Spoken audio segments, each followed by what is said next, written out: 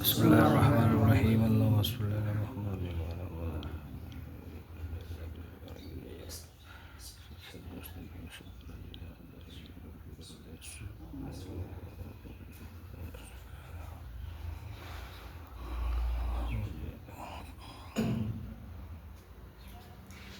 لا حول ولا قوة الا باللہ العلی العظیم اعوذ باللہ من الشیطان الرجیم بسم اللہ الرحمن الرحیم الحمد للہ رب العالمین اللہم صل وسلم وزد وبارک علی صاحب الدعوت النبویہ والصولۃ الحیدریہ والعصمۃ الفاطمیہ والحلم الحسنیہ والشجاعت الحسینیہ والعبادت السجادیہ والمعاصر الباقریہ والآثار الجعفریہ والعلوم الکاظمیہ والحجج الرضویہ والجود التقویہ والنقاوت النقویہ والخیبۃ العسکریہ والقیبۃ الالہیۃ القائمہ بالحق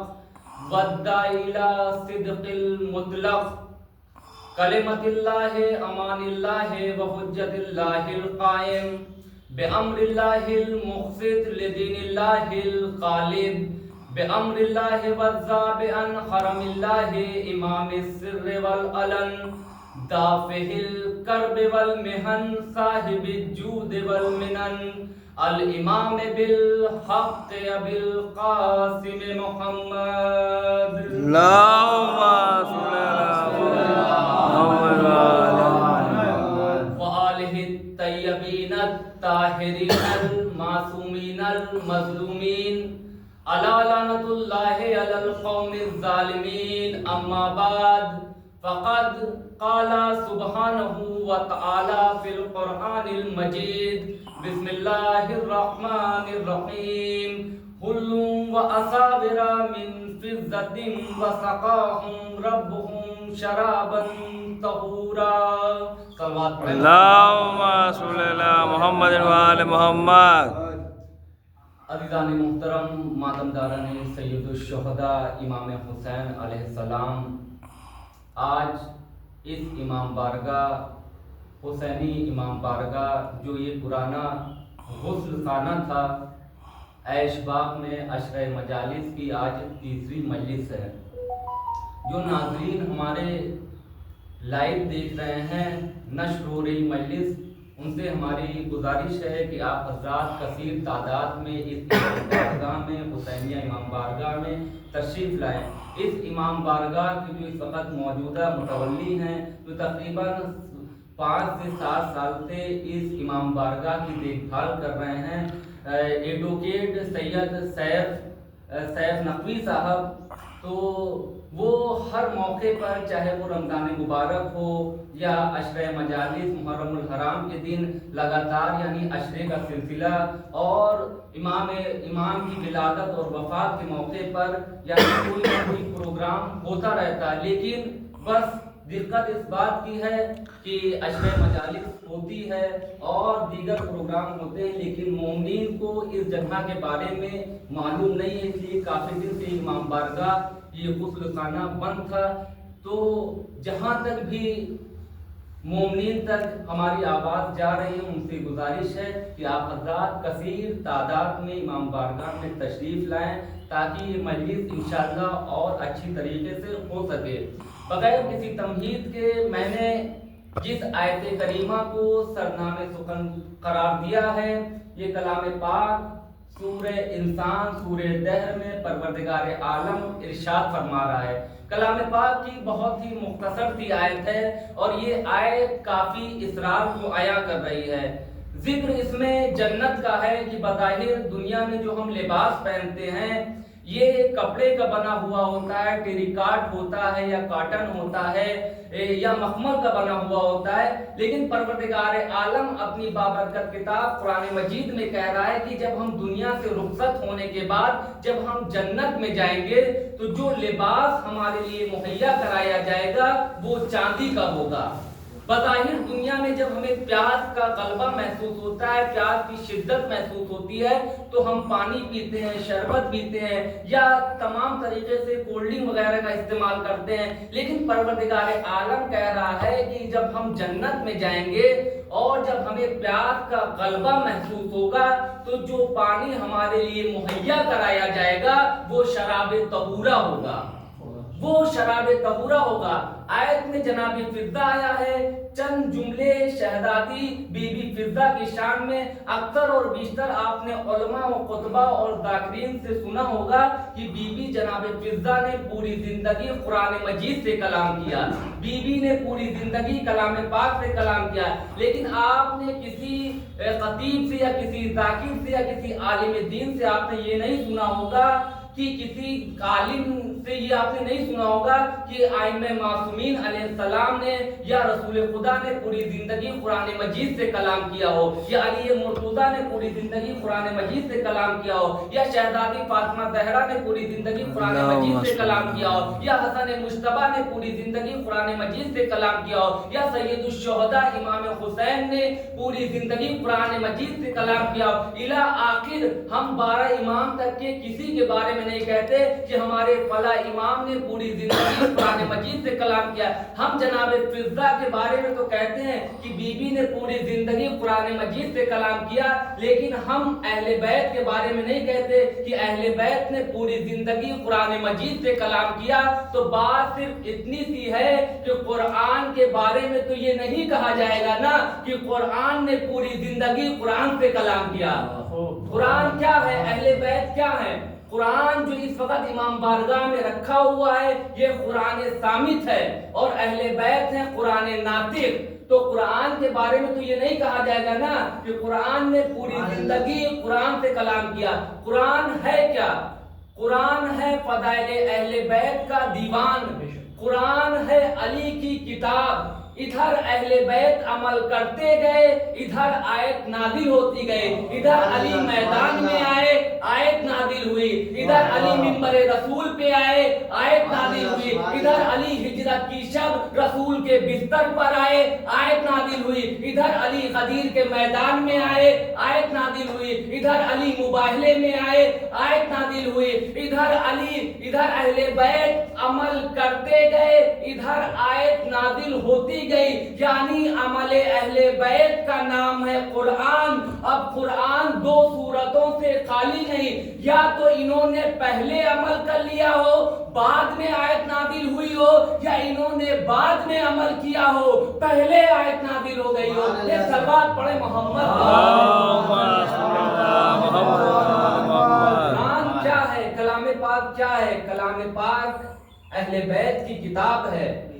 قرآن اہل بیت کی کتاب ہے، قرآن علی کا دیوان ہے، قرآن علی کی کتاب ہے۔ اب مجھے نہیں معلوم کہ بی بی جناب فضہ نے پوری زندگی کیا پڑھا، لیکن مجھے اتنا معلوم ہے کہ بی بی اٹھتی تھیں تو اہل بیت کے فضائل، بی بی کلام کرتی تھیں تو اہل بیت کے فضائل، بی بی عبادت کرتی تھیں تو اہل بیت کے فضائل، بی بی صبح سے لے کر شام تک اہل بیت کے فضائل پڑھتی رہی، دنیا سمجھتی رہی کہ قرآن کی تلاوت ہو رہی ہے۔ ایک صلوات پڑھے محمد۔ لیکن میرے عزیزو کمال کی بات یہ ہے کہ ہر زبان کا ایک لہجہ ہوتا ہے، ایک نشست ہوتی ہے، ایک برخاست ہوتی ہے، ایک انداز تکلم ہوتا ہے، اس لیے کہ لہجہ جلدی تبدیل نہیں ہوتا۔ مثال کے طور پر ہم لکھنؤ کے رہنے والے ہیں، اس وقت ہم لکھنؤ میں موجود ہیں، لیکن اگر ہم لکھنؤ کے صوبے سے اٹھ کے ہم ہندوستان کے کسی بھی صوبے میں چلے جائیں، چاہے وہ مہاراشٹر میں چلے جائیں، گجرات میں چلے جائیں، یا الگ صوبے میں کسی بھی صوبے میں جانے کے بعد ہم ان کی زبانیں سیکھ لیں، مراٹھی سیکھ لیں، گجراتی سیکھ لیں، تمل سیکھ لیں، تیلگو سیکھ لیں، ہم لاکھ اچھی مراٹھی اور گجراتی سیکھ لیں، لیکن جب ہم اس وہاں کے باشندے سے مخاطب ہوں گے اور کلام کریں گے تو کچھ ہی لمحے میں وہ پہچان لے گا کہ یہ ہمارے صوبے کا نہیں ہے۔ बल्कि ये दूसरे सूबे का है, ये लखनऊ का रहने वाला है। एक गुजराती इंसान, एक मराठी इंसान लाख अच्छी उर्दू सीख ले, लेकिन वो आने के बाद जब आपसे वो मुखातिब होगा, आपसे कलाम करेगा, तो आप फौरन उसे पहचान लेंगे कि ये लखनऊ का रहने वाला नहीं है, इसलिए कि इसकी उर्दू में वो नशित, वो बरखास्त, वो अंदाज़े तकल्लुम, वो खूबसूरती मौजूद नहीं है, लहजे, वो लहजा नहीं है। आप फौरन उसे पकड़ लेंगे कि ये लखनऊ का रहने वाला नहीं है। आप हिंदुस्तान से उठ के दूसरे मुल्क चले जाएं, चाहे वो अरब की किसी सरजमीन पे जाके आप अरबी सीख लें, या आप पर्शियन सीख लें, या यूरोप जाके आप अंग्रेजी सीख लें, या स्पेनिश सीख लें, या दुनिया की कोई भी जबान आप सीख लें, लेकिन जब आप वहाँ के बाशिंदे से आप मिलेंगे, तो वो जब उससे आप कलाम करेंगे, वो तो लम्हे भर में आपको पहचान लेगा कि ये हमारे मुल्क का नहीं है, ये हमारे शहर का नहीं है, ये हमारे वतन का नहीं है। इसलिए कि लहजा जो है वो जल्दी तब्दील नहीं होता। इंसान लाख कोशिश कर ले, लेकिन लहजा जल्दी तब्दील नहीं होता। लेकिन सलाम न करे जनाबे फिजा को कि 72 साल हदफ से निकलकर अरब की सरजमीन पर आ गई। बीबी ने 72 साल दरे अहले बैत पे जिंदगी गुजार दी। अरब बड़ा मुतासिर मुल्क है, इंसान तो एक लम्हे में पहचान लिया जाता है, लेकिन बीबी ने दरे अहले बैत पे 72 साल जिंदगी गुजार दी, लेकिन कोई अरब पहचान न सका कि बीबी अरबी है या गैर अरबी। एक सलवात पढ़े मोहम्मद।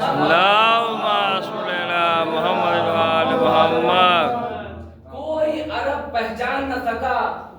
बीबी फिजा ने 72 साल दरे अहले बैत पे जिंदगी गुजार दी, लेकिन कोई अरबी उंगली ना उठा सका कि बीबी अरबी है या गैर अरबी। बस एक वाकया मैं आपके सामने पढ़ूंगा और आपकी रहमत तमाम हो जाएगी। हमारे छठे इमाम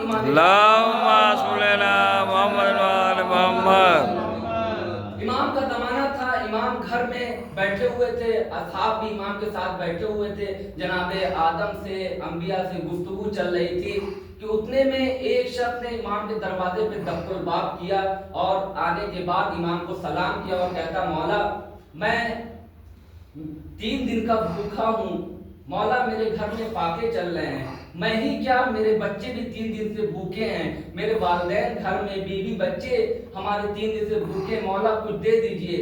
मौला को चाहिए था कि कुछ दिरहम और दीनार दे देते, कुछ पैसे दे देते, या कुछ राशन वगैरह उसे तक दे देते, या घर में जो बना था उसमें से कुछ दे देते। वो कह रहा, मौला मैं 3 दिन का भूखा और प्यासा हूँ, मैं 3 दिन का भूखा हूँ, घर में फाके पे फाके हो रहे हैं। लेकिन मौला ने ऐसा कुछ नहीं किया, बल्कि मौला ने कहा कि तुम बाहर जाओ और हमारी नालैन रखी हुई है, हमारी जूतियां रखी हुई हैं, उसे तुम लिए जाओ।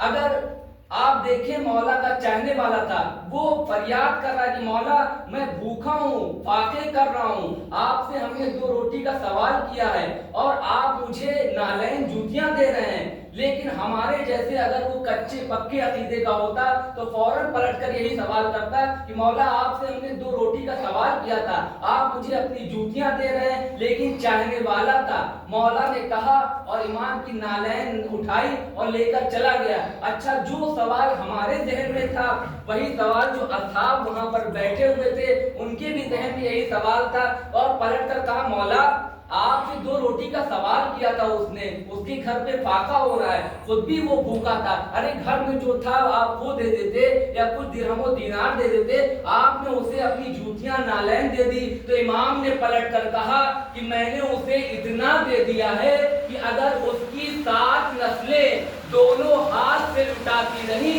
तो उसके खजाने में कोई कमी नहीं होगी। एक सलवात पढ़े मोहम्मद।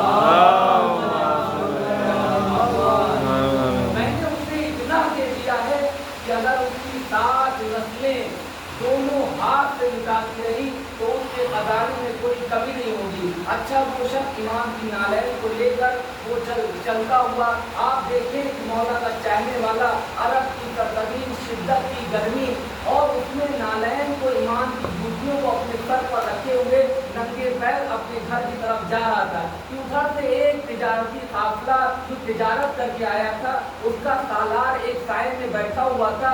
उसने देखा कि अरब की सरजमीन पर एक शख्स है जो जूतियां जूतियों को अपने सर पर रखे हुए है, वो बड़ा हैरत ज़दा हुआ, परेशान हुआ। गुलाम को हुक्म दिया कि उस शख्स को बुला के लाया जाए।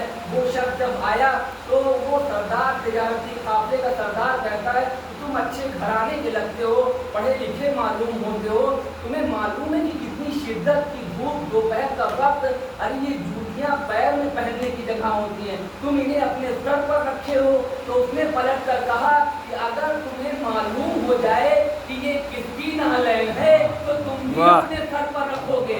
अब वो तिजारती काफिले का सरदार परेशान हुआ कि अरब की सरजमीन पर कौन ऐसा शख्स है कि जिसकी नालैन को ये अपने सर पर रखे है और इसके पैरों में छाले पड़ गए हैं। उसने कहा बताओ ये किसकी नालैन है? तो उसने कहा कि हमारे छठे इमाम जाफर सादिक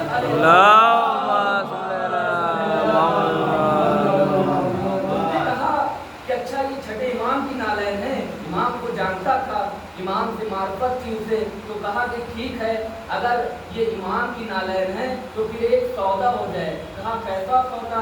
कहा सौदा ऐसा है कि मैं एक अरसे दराज के बाद तिजारत करके आ रहा हूँ और मुझे नहीं मालूम कि मुझे इस तिजारत में कितना फ़ायदा हुआ है और ये ऊँट की कतार पर कितने खजाने हैं मुझे नहीं मालूम। मैं चाहता हूँ कि तुम ये नालैन मुझे दे दो और ये खजाने तुम ले लो। अब आप देखें 3 दिन का वो शख्स भूखा है, मौला का चाहने वाला, वो कह रहा है कि ऊँट पे खजाने लगे हुए, ये सब तुम ले लो और नालैन जूतियाँ मुझे दे दो। उसने कहा कि नहीं, मैं इस खजाने के बदले तुम्हें जूतियाँ नहीं दे सकता, इसलिए कि ये मेरे इमाम की नालैन है। वो हो सकता है कि इस नालैन को इमाम हुसैन ने पहना हो सकता है कि उनके बाबा ने इस नालैन को पहना हो सकता है अली मुर्तज़ा ने उस नालैन को पहना हो सकता है रसूल खुदा ने उस नालैन को पहना हो, हम तुम्हें इस नालैन को नहीं दे सकते। अब उस शख्स ने बहुत इसरार किया कि तुम इस नालैन को हमको दे दो। जब उसने काफ़ी इसरार किया, कहा कि जिस तरीके से तुम इस नालैन की इज्जत एहतराम कर रहे थे वैसे मैं भी इसका एहतराम करूँगा, तुम मुझे दे दो। अच्छा, फिर अब वो शख्स पलट कर कहता है कि मुझे ये बताओ इस जूतियों के बदले में, इस नालैन के बदले में तुम मुझे कितना दे रहे हो?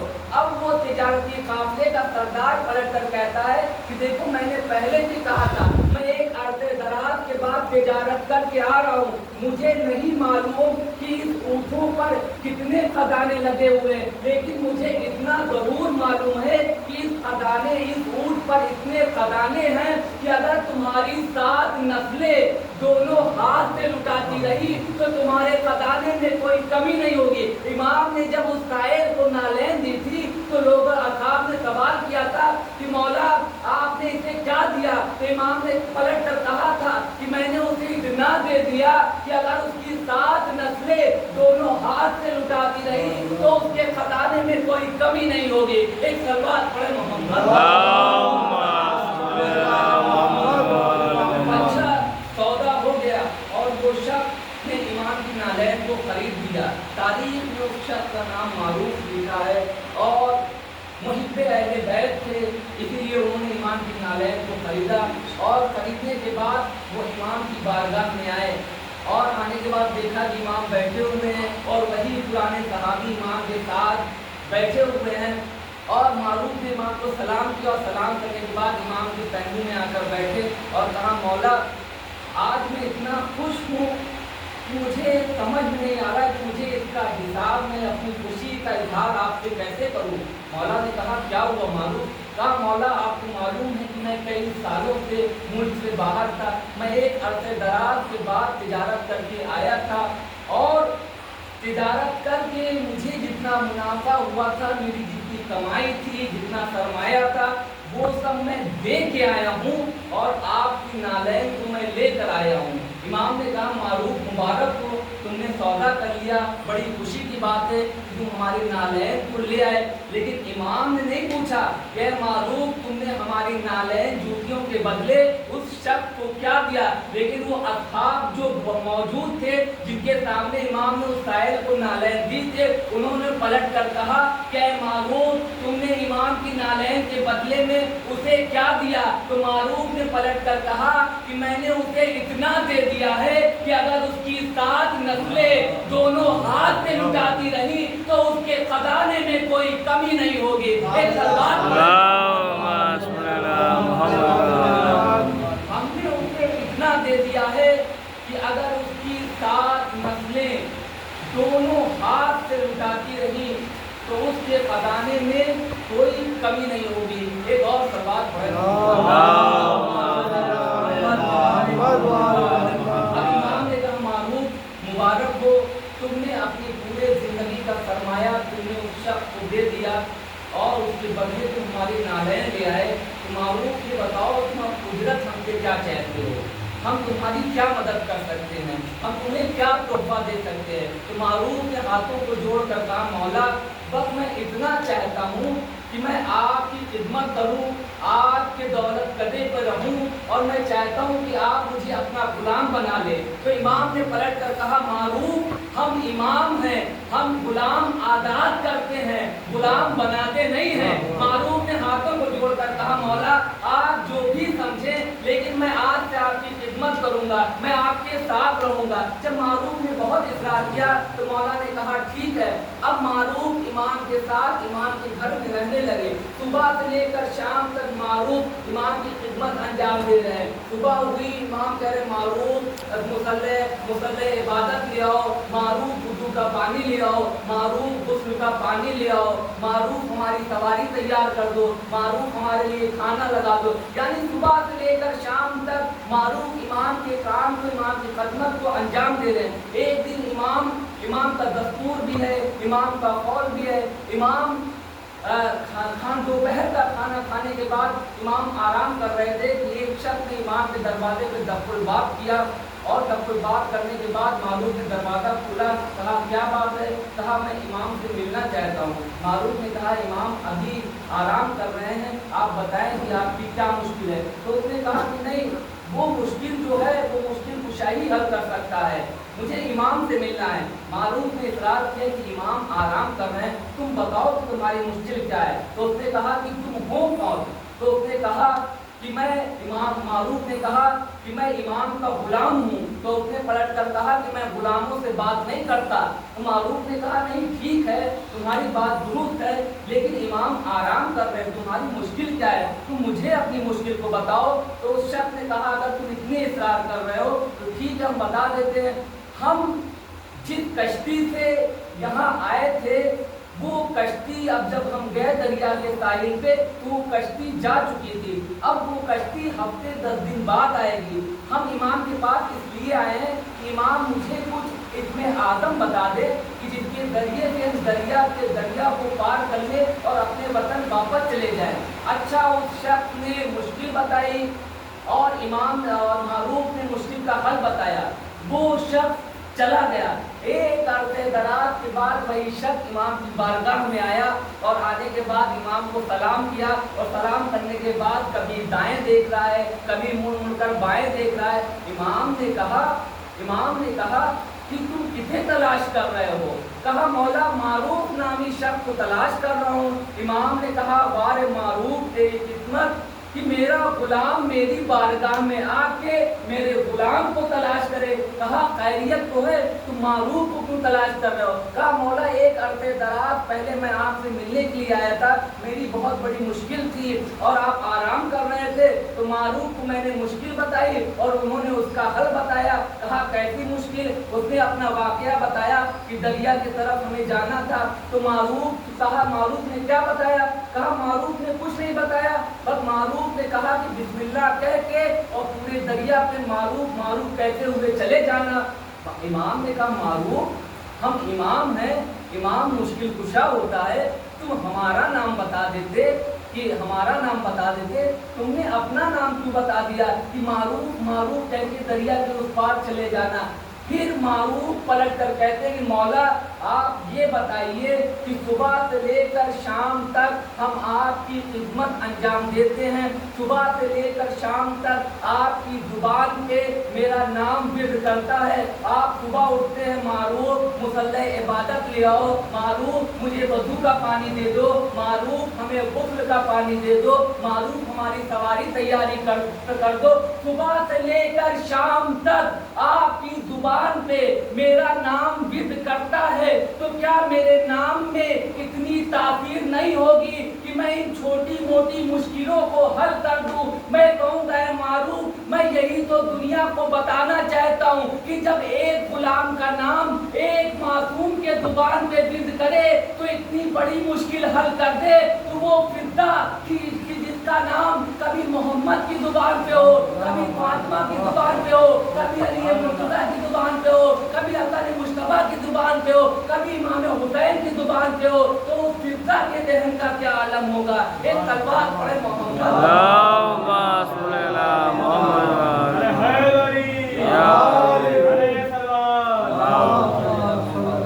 जब एक गुलाम का नाम एक मासूम के जुबान पे विद करे तो इतनी बड़ी मुश्किल हल हो जाए। तो वो फिदा, वो शहजादी की जितने 6 इमामों का दौर देखा हो, तो उस फिदा अगर पूरी जिंदगी कुरान मजीद से कलाम करें तो कोई हैरत की बात नहीं है। आप देखें तारीख़ इस्लाम में, मिल्लत इस्लाम में मुसलमानों ने एक सलवात तारीख़ इस्लाम का बहुत बड़ा मुसलमानों का रावी है कि जिसका नाम है अबू हुरैरा। अबू हुरैरा ने 18,000 हदीसें नक़ल की है। आप मुसलमानों की मोटी अगर आप किताबें देखें तो अक्सरियत तादाद जो है हदीसें अबू हुरैरा की मिलेंगी। कितनी हदीसें? 18,000 हदीसें नक़ल की हैं। और कैसे लिखी 18,000 हदीसें नक़ल की?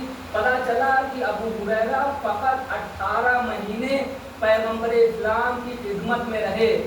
पैगम्बर इस्लाम की खिदमत में तारीख में लिखा कि अबू हुरैरा फ़कत 18 महीने पैगम्बर इस्लाम की खिदमत में रहे और 18,000 हदीसों के रावी हो गए। और उसके साथ भी नीचे तहरीर किया कि अबू हुरैरा का हाफ़िज़ा ज़हन बहुत ज़्यादा कमज़ोर था। पैगम्बर का जब जूठा दूध पी लिया तो उनका हाफ़िज़ा, उनका ज़हन तेज़ हो गया। अब वो 18 महीने अबू हुरैरा पैगम्बर की खिदमत में रहे, 18,000 हदीसों के रावी हो गए। ये हम नहीं कह रहे, बल्कि मिल्लत इस्लामिया के 73 फ़िरक़ों ने अपनी किताबों में लिखा कि अबू हुरैरा 18 महीने पैगम्बर की खिदमत में रहे तो 18,000 हदीसों के रावी हो गए। तो जब एक अबू हुरैरा, एक मुसलमानों का सहाबी 18 महीने अगर पैगम्बर की खिदमत में रहे तो 18,000 हदीसों का रावी हो जाए, तो वो फिदा कि जो 3 साल 8 महीने 15 दिन रसूलुल्लाह की खिदमत में रही हो, 3 साल 5 महीने 12 दिन शहजादी फातिमा की खिदमत में रही हो, 33 साल अली मुर्तज़ा की खिदमत में रही हो, 43 साल हसन मुश्तबा की खिदमत में रही हो, 53 साल इमाम हुसैन की खिदमत में रही हो, 39 साल इमाम ज़ैनुल आबिदीन की खिदमत में रही हो, 29 साल इमाम मोहम्मद बाक़र की खिदमत में रही हो, तो उस फिदा के दहन का क्या आलम होगा। एक सलवात पढ़े जब एक अबू हुरैरा फ़कत 18 महीने पैगम्बर की खिदमत में रहे तो 18,000 हदीसों का रावी हो जाए। और आज फिर जनाब फिदा पे शक करते हैं कि जनाब फिदा पूरी ज़िंदगी कुरान मजीद से कैसे कलाम करती रही। जनाब फिदा ने 6 इमामों का दौर देखा। 6 इमाम रसूलुल्लाह से लेकर इमाम मोहम्मद बाक़र अलैहिस्सलाम तक फिदा ने अपनी खिदमत अंजाम दी। इमाम ने फिदा को कहा था कि फिदा, तुमने शुरू से लेकर आखिर तक हर मौके पर शहजादी फातिमा ज़हरा की मदद की, चक्कियाँ चलाई, हसनैन शरीफैन को तुमने पाला। ऐ फिदा, तुमने अपना वतन छोड़ के अरब की सरजमीन पर आके तुमने 70 साल तक की जिंदगी गुजारी, इतनी खिदमत अंजाम दी। ऐ फिदा, क्या तुम कुछ इसकी उजरत चाहती हो? तो फिदा ने पलट कर कहा, मौला, इससे बड़ी उजरत और क्या हो सकती है कि फातिमा बहन कह के पुकारती हैं और हसन और हुसैन माँ कह कर पुकारते हैं। मौला, इससे बड़ी और उजरत क्या हो सकती है کہ حسن و حسین اماں فضا کہہ کے آواز دیتے ہیں. اس سے بڑی عزت ہمارے لیے اور کیا ہو سکتی ہے؟ اگر مولا آپ کچھ دینا ہی چاہتے ہیں تو ہمیں آج زندگی اتنی طویل کر دیں کہ ہم امام حسین علیہ السلام کی آخری خدمت بھی انجام دیں. اور تاریخ نے لکھا کہ جناب فضا نے آخری خدمت بھی امام حسین علیہ السلام کی انجام دی. اب سے عاشور جب امام حسین علیہ السلام خیمے سے باہر نکلے تو آواز دی ہے فضا میرا صندوق سے پوشیدہ لباس نکال دو. یہ فضا ہے مدینے سے لے کر کربلا، کربلا سے لے کر شام، اور شام سے لے کر کربلا، اور کربلا سے لے کر مدینہ. بی بی نے اپنی آنکھوں سے کربلا سے عاشور کا پورا منظر اپنی آنکھوں سے دیکھا. کبھی علی اکبر کے سینے سے برچھی کا پھل نکالتے ہوئے بی بی نے اپنے آنکھوں سے دیکھا. کبھی 6 مہینے کے علی اکبر پہ 3 بھال کا تیر لگتے ہوئے بی بی نے اپنی آنکھوں سے دیکھا. کبھی زینب کے لگتے جگر اونو محمد کے لاشے کو لاتے ہوئے بی بی نے اپنے آنکھوں سے دیکھا. کبھی قاسم کے لاش کے ٹکڑے ابا کے دامن میں چنتے ہوئے بی بی نے اپنی آنکھوں سے دیکھا. کبھی مولا عباس کے کٹے ہوئے بازو نہر فرات سے اٹھاتے ہوئے بی بی نے اپنے آنکھوں سے دیکھا. کربلا کا پورا منظر بی بی نے اپنے آنکھوں سے دیکھا.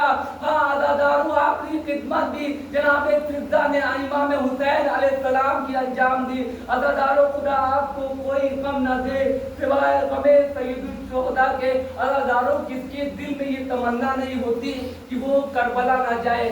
ہر انسان کی، ہر محب اہل بیت کی یہ تمنا آرزو ہوتی ہے کہ زندگی میں کم سے کم ایک مرتبہ ہم سید الشہداء امام حسین علیہ السلام کے روضے کی زیارت کر لیں، ایک مرتبہ امام حسین کی زیارت کر لیں.